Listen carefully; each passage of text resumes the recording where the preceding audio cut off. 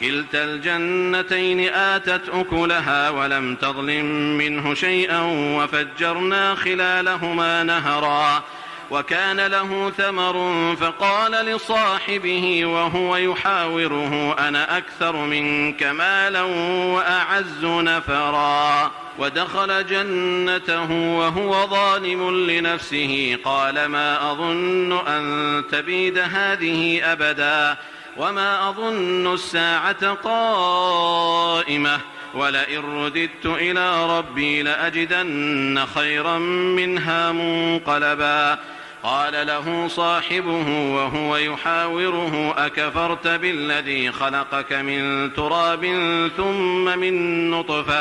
ثم من نطفة ثم سواك رجلا لكن هو الله ربي ولا أشرك بربي أحدا ولولا إذ دخلت جنتك قلت ما شاء الله لا قوة إلا بالله إن ترني أنا أقل منك مالا وولدا فعسى ربي أن يؤتيني خيرا من جنتك ويرسل عليها حسبانا من السماء فتصبح صعيدا زلقا أو يصبح ماؤها غورا فلن تستطيع له طلبا وأحيط بثمره فأصبح يقلب كفيه على ما أنفق فيها وهي خاوية على عروشها ويقول يا ليتني لم أشرك بربي أحدا ولم تكن له فئة ينصرونه من دون الله وما كان منتصرا هنالك الولاية لله الحق هو خير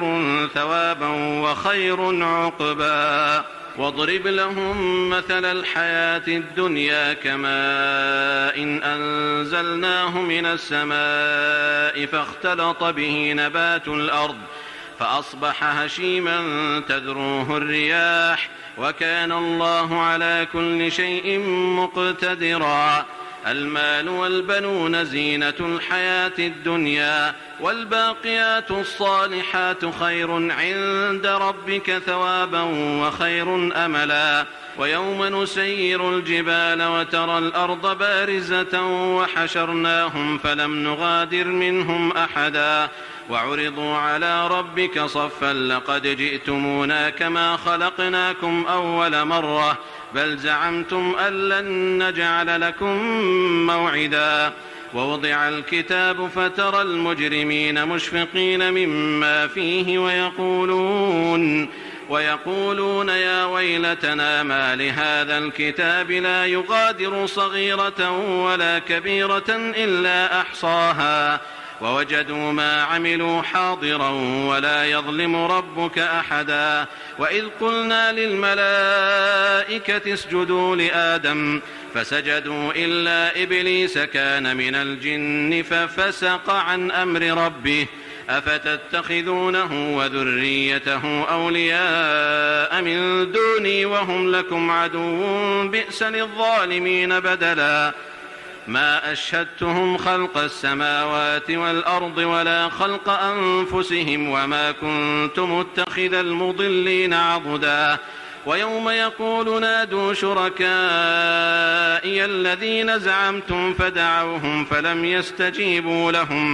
فدعوهم فلم يستجيبوا لهم وجعلنا بينهم موبقا ورأى المجرمون النار فظنوا أنهم مواقعوها ولم يجدوا عنها مصرفا ولقد صرفنا في هذا القرآن للناس من كل مثل وكان الإنسان أكثر شيء جدلا وما منع الناس أن يؤمنوا إذ جاءهم الهدى ويستغفروا ربهم إلا أن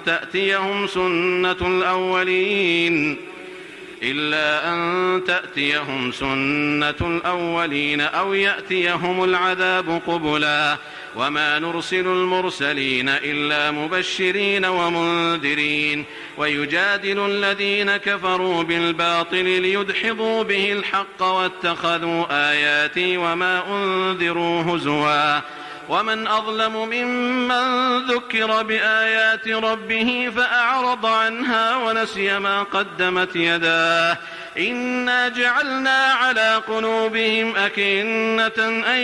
يفقهوه وفي آذانهم وقرا وإن تدعهم إلى الهدى فلن يهتدوا إذن أبدا وربك الغفور ذو الرحمة لو يؤاخذهم بما كسبوا لعجل لهم العذاب بل لهم موعد لن يجدوا من دونه موئلا وتلك القرى أهلكناهم لما ظلموا وجعلنا لمهلكهم موعدا وإذ قال موسى لفتاه لا أبرح حتى أبلغ مجمع البحرين أو أمضي حقبا فلما بلغا مجمع بينهما نسيا حوتهما فاتخذ سبيله في البحر سربا فلما جاوزا قال لفتاه آتنا غداءنا لقد لقينا من سفرنا هذا نصبا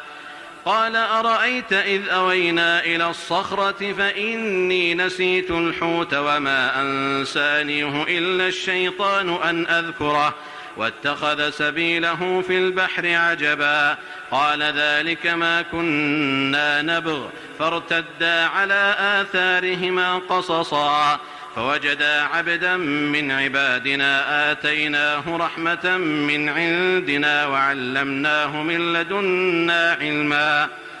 قال له موسى هل أتبعك على أن تعلمني مما علمت رشدا قال إنك لن تستطيع معي صبرا وكيف تصبر على ما لم تحط به خبرا قال ستجدني إن شاء الله صابرا ولا أعصي لك أمرا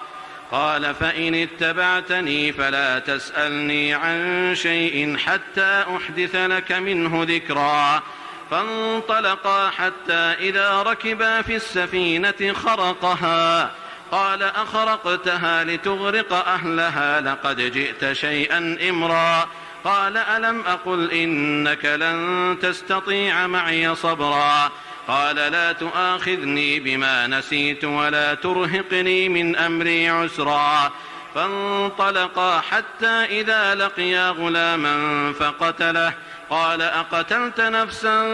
زكية بغير نفس لقد جئت شيئا نكرا قال ألم أقل لك إنك لن تستطيع معي صبرا قال إن سألتك عن شيء بعدها فلا تصاحبني قد بلغت من لدني عذرا فانطلقا حتى إذا أتيا أهل قرية استطعما أهلها فأبوا أن يضيفوهما فوجدا فيها جدارا يريد أن ينقض فأقامه قال لو شئت لاتخذت عليه أجرا قال هذا فراق بيني وبينك سأنبئك بتأويل ما لم تستطع عليه صبرا أما السفينة فكانت لمساكين يعملون في البحر فأردت أن أعيبها وكان وراءهم ملك يأخذ كل سفينة غصبا وأما الغلام فكان أبواه مؤمنين فخشينا أن يرهقهما طغيانا وكفرا فأردنا أن يبدلهما ربهما خيرا منه زكاة وأقرب رحما وأما الجدار فكان لغلامين يتيمين في المدينة وكان تحته كنز لهما وكان أبوهما صالحا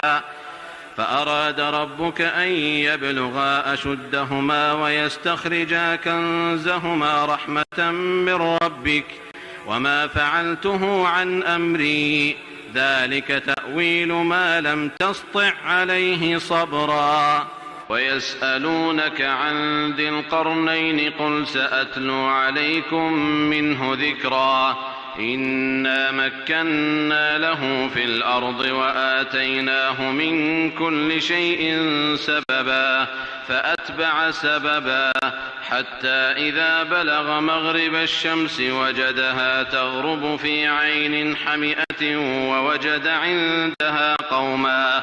قلنا يا ذا القرنين إما أن تعذب وإما أن تتخذ فيهم حسنا قال أما من ظلم فسوف نعذبه ثم يرد إلى ربه فيعذبه عذابا نكرا وأما من آمن وعمل صالحا فله جزاء الحسنى وسنقول له من أمرنا يسرا ثم أتبع سببا حتى إذا بلغ مطلع الشمس وجدها تطلع على قوم لم نجعل لهم من دونها سترا كذلك وقد أحطنا بما لديه خبرا ثم أتبع سببا حتى إذا بلغ بين السدين وجد من دونهما قوما لا يكادون يفقهون قولا قالوا يا ذا القرنين إن يأجوج ومأجوج مفسدون في الأرض فهل نجعل لك خرجا على أن تجعل بيننا وبينهم سدا قال ما مكني فيه ربي خير فأعينوني بقوة أجعل بينكم وبينهم ردما آتوني زبر الحديد حتى إذا ساوى بين الصدفين قال انفخوا حتى إذا جعله نارا قال آتوني أفرغ عليه قطرا